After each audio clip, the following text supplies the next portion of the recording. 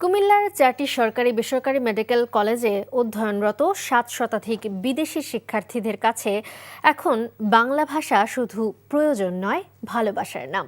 এ ভাষাতেই তারা শিখছে চিকিৎসা বিজ্ঞানের জটিল সূক্ষ্ম নানা কৌশল। কুমিল্লা প্রতিনিধি মাহফুজ নান্টুর পাঠানো রিপোর্টে বিস্তারিত।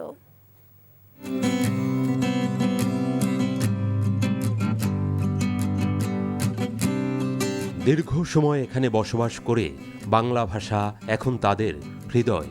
ভাষাটি এখন তাদের কাছে মিষ্টি, আপন আর আবেগের নাম। আমার সোনার বাংলা, আমি তোমার ভালোবাসি। তাদের হাত ধরে বিশ্বের নানা প্রান্তে ছড়িয়ে পড়েছে বাংলা ভাষা, কুমিল্লার ঐতিহ্য।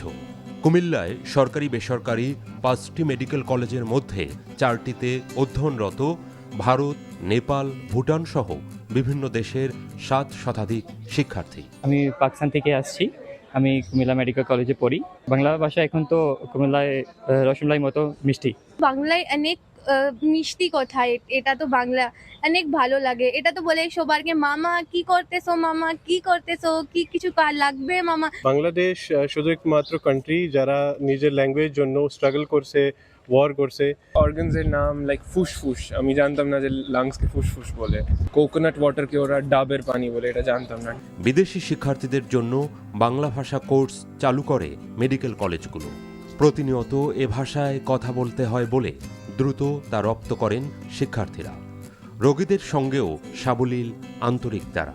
প্রথম বর্ষ থেকে পঞ্চম বর্ষ পর্যন্ত যেতে যেতে তারা বাংলা ভাষায় ফ্লুয়েন্টলি কথা বলতে এবং তা বুঝতে পারে এবং রোগীর সাথে কমিউনিকেট করতে পারে, যেটা তাদের টিচিংয়ের জন্য খুব হেল্পফুল হয়। তাদের মুখে যখন আমরা বাংলা ভাষাটা শুনতে পারি তখন আমাদের ভাষাটাকে নিয়ে আমরা গর্ববোধ করি এবং শিক্ষার্থীরাও যারা এখান থেকে লেখাপড়া করে বিদেশে নিজ নিজ দেশে চলে যায় তখন তারা বাংলা ভাষাকে অনেক বেশি ভালোবাসে।